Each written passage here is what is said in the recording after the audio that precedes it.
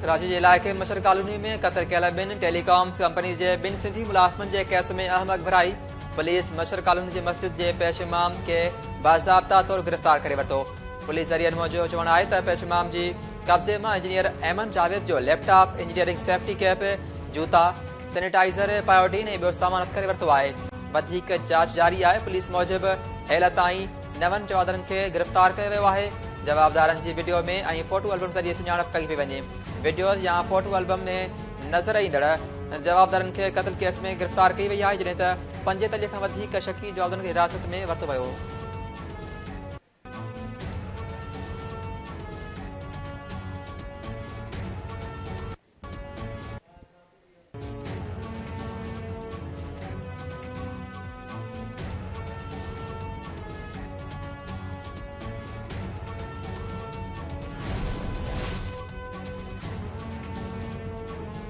कराची जे मशर colony में ॿिनि सिंधी नौजवाननि जे क़त्ल वारे वाक़े ख़िलाफ़ सिंध जे मुख़्तलिफ़ शहरनि में एहतजाज। कराची प्रेस क्लब आॾो एहतजाज, ठठे, नौशर फिरोज़, नवाबशाह, घोटकी ऐं कंबर समेत ॿियनि शहरनि में एहतजाजी मुज़ाहरा कया विया।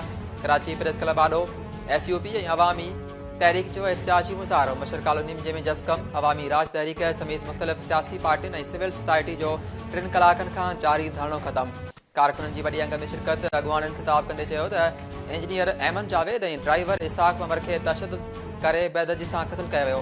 नौजवाननि जे क़त्ल में शामिल समूरा जवाबदार ऐं संदन सहूलियतकारनि खे फौरी तौर गिरफ़्तार करे कानून जे कटहरे में आणे वारसनि सां इंसाफ़ कयो वञे।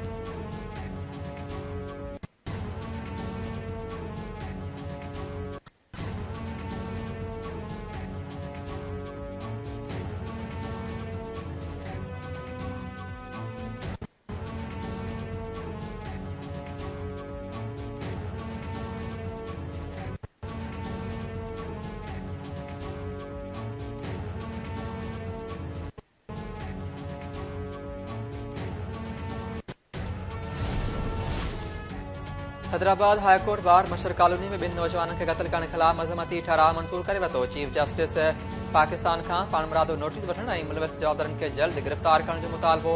IG सिंध, चीफ सेक्रेटरी ऐं रेंजर्स समेत लाॻापियल इदारनि खां जवाबदारनि खे जल्द गिरफ़्तार करण जो मुतालबो। अॻवाननि जो चवणु आहे त सिंधी नौजवाननि खे बेदर्दी सां तशद्दुद जो निशानो बणाए क़त्ल कयो वियो। वाक़े जी जेतिरी मज़म्मत कजे घटि आहे।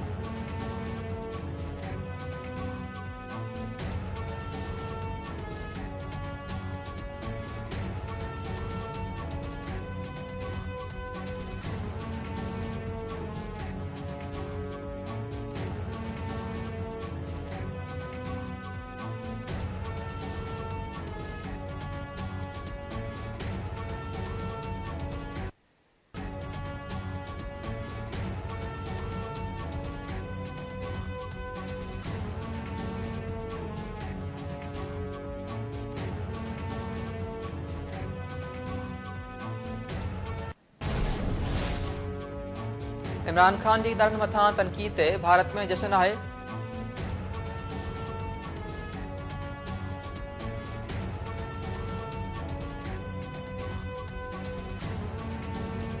हैदराबाद हाईकोर्ट बार पारां कराची जे मशर कॉलोनी में 2 नौजवाननि जे क़त्ल ख़िलाफ़ मज़मती ठहराव मंज़ूर कयो वियो।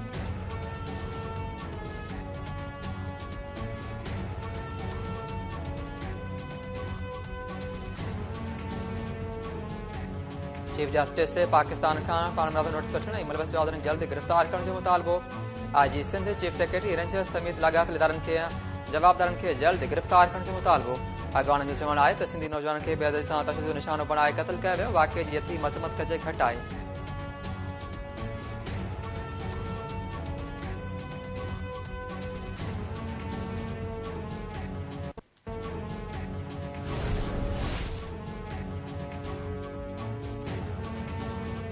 इमरान खान जी इदारनि मथां तनक़ीद ते भारत में जश्न आहे। भारतीय मीडिया इमरान खान खे पंहिंजो लीडर मञे थो, जेको शख़्स मुल्क जो नाहे ऐं शहीदनि जो रत जो क़दुरु नथो करे, उहो कंहिंजो नथो थी सघे। वज़ीर आज़म शहबाज शरीफ़ यूट्यूबर सां ॻाल्हाईंदे चयो त जंहिं इदारे इमरान खान न्याज़ी खे पालियो, उन ख़िलाफ़ ई ज़हर उगाशे रहियो आहे। ॾाइण बि हिकु घर छॾींदी आहे। इदारनि पाकिस्तान ख़ातिर इमरान खे कामयाबु करण लाइ कोशिशि कई, पर ही नाकाम थियो। जेके स्टार्ट गाॾी बि थोरो ज़ोर लॻाइण सां हली पवंदी आहे, पर ही उन खां बि वियल आहे।